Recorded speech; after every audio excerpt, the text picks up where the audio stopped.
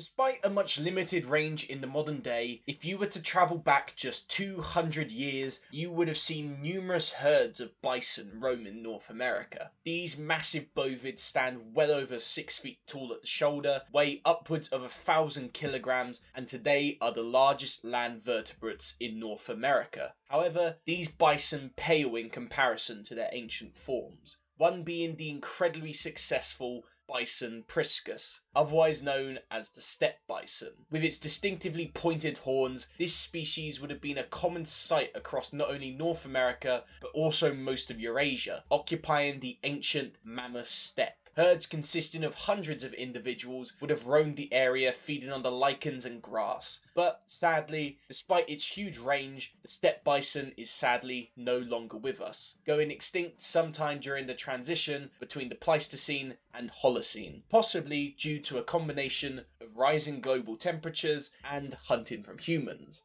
Despite this, however, we actually know a surprising amount about this animal, such as it shared a lot of colour similarities with the modern American wood bison, that morphologically it was similar to the modern European bison, and that it gave rise to majority of the species in North America. But how do we know this exactly? Well, fortunately for us, several specimens have been found that not only preserve the skeleton in impeccable detail, but also preserve the soft tissue, making it look as if the individuals died only a few days ago as opposed to several thousand years ago. One such individual was uncovered in the frozen north of Alaska. Nicknamed Blue Babe, this specimen has become very famous for being not only one of the best preserved bison specimens ever, but one of the best preserved Ice Age mammals ever. But how did this particular individual become preserved? What can it tell us about its life? And most importantly, how did it taste? Well, let's find out.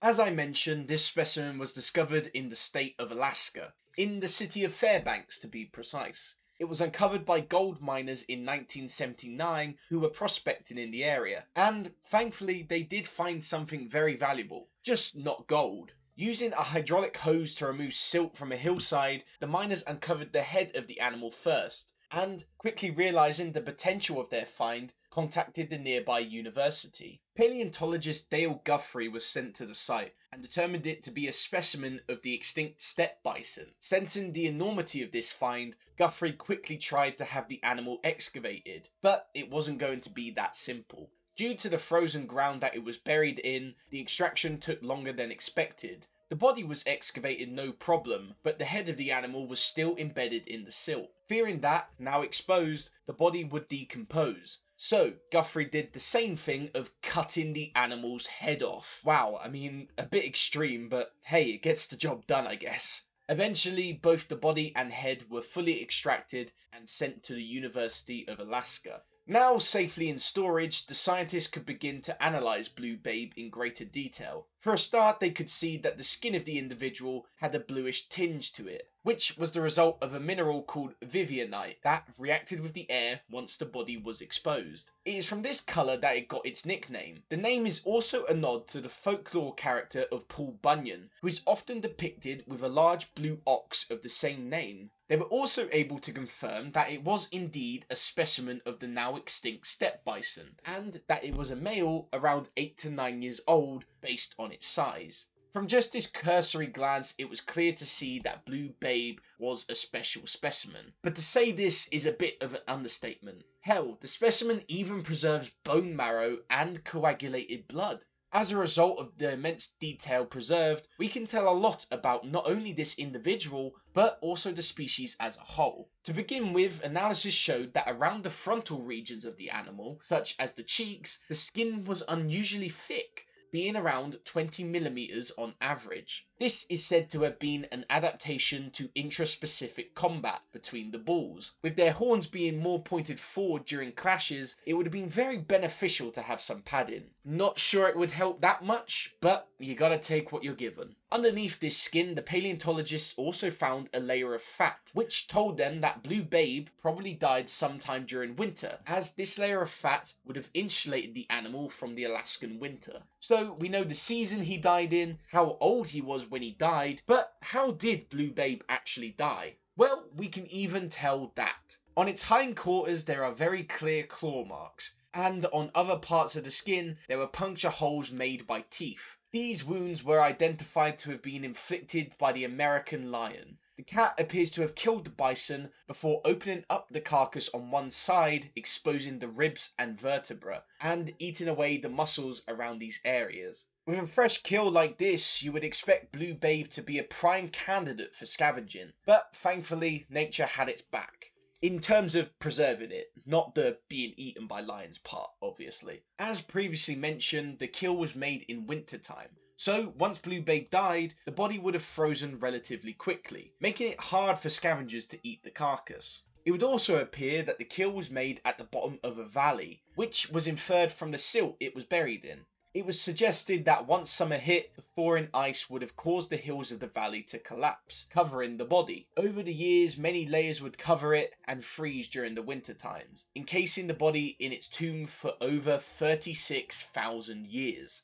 Yeah, radiocarbon dating showed that Blue Babe is in fact that old. So we should consider ourselves very lucky to have such an amazing creature, of which a taxidermy model now sits in the Alaska Museum of the North. Interesting little tidbit about this taxidermy is that it was constructed by a taxidermist from Finland, and the team thought he did such a good job that they should celebrate the occasion by eating some of the mummified bison. You know, like normal people wouldn't.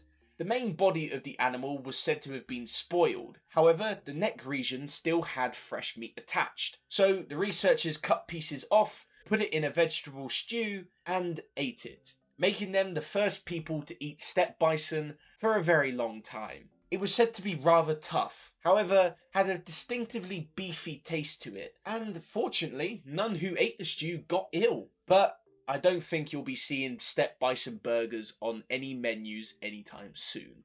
Anyway, despite all that weirdness, we shouldn't lose sight of just how fortunate we are to have such a specimen, and be able to glean so much about not just it, but its species as a whole. So, if anyone is watching from, or heading to Alaska, go say hi to good old Blue Babe for me. And just think how awesome it is that we have the opportunity to look into the eyes of an animal that would have seen the world 30,000 years ago. Well guys, I hope you enjoyed that video, learning all about Blue Babe. If you know anyone else interested in this topic, please send the video their way, and if you're interested in this natural world of ours, please consider subscribing or following the Instagram page in the description below. Until next time, bye-bye. With a fresh kill like this, you would expect Blue Babe to be a prime candidate for scavenging. Scavenging? What's that? A scavenging. And on other parts of the skin.